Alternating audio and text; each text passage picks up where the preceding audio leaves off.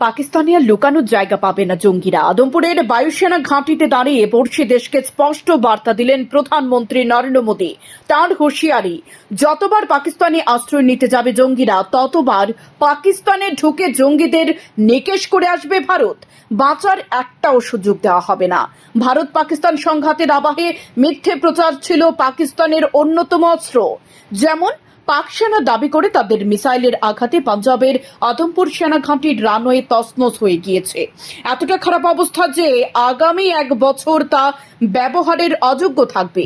তারা আরো দাবি করেন, চীনের তৈরি F-17 যুদ্ধবিমান ধ্বংস করেছে ভারতের S-400 ডিফেন্স সিস্টেম, ধ্বংস করেছে বিমান ঘাঁটির রেডার স্টেশনটিও। এমনকি সাম্প্রতিক লড়াইয়ে মৃত্যু হয়েছে 60 জন ভারতীয় সেনার। সে আদমপুর বায়ু সেনা ঘাঁটিতে S-400 এর সামনে দাঁড়িয়ে সেনাকে সেলুট জানালেন প্রধানমন্ত্রী মোদী।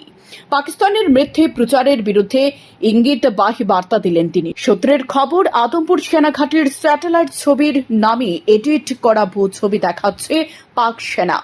নিজের দেশের বাসিন্দাদের সঙ্গে তঞ্চকতার পাশাপাশি গোটা বিশ্বে মিথ্যে খবর ছড়ানোর চেষ্টা করছে তারা।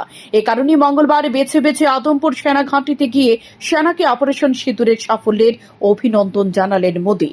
সীমান্ত পারের শত্রুকে স্পষ্ট বার্তা দিতে S-400 এর সামনে দাঁড়িয়ে সেলুট জানালেন ভারতের বীরদের। इस जयघोष की ताकत अभी अभी दुनिया ने देखी है। भारत माता की जय यह सिर्फ उद्घोष नहीं है, ये देश के हर उस सैनिक की शपथ है जो मां भारती की मान मर्यादा के लिए जान की बाजी लगा देता है। ये देश के हर उस नागरिक की आवाज है जो देश के लिए जीना चाहता है, कुछ कर गुजरना चाहता है। भारत माता की जय मैदान में भी गूंजती है और मिशन में भी। जब भारत के सैनिक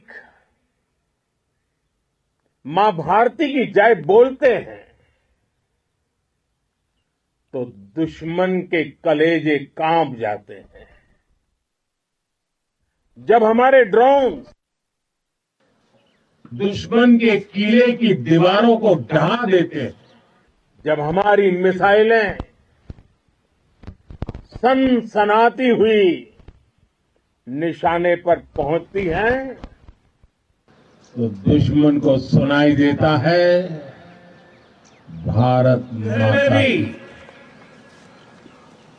जब हम सूरज उगा देते हैं तो दुश्मन को दिखाई देता है भारत माता की जय। जब हमारी फौजें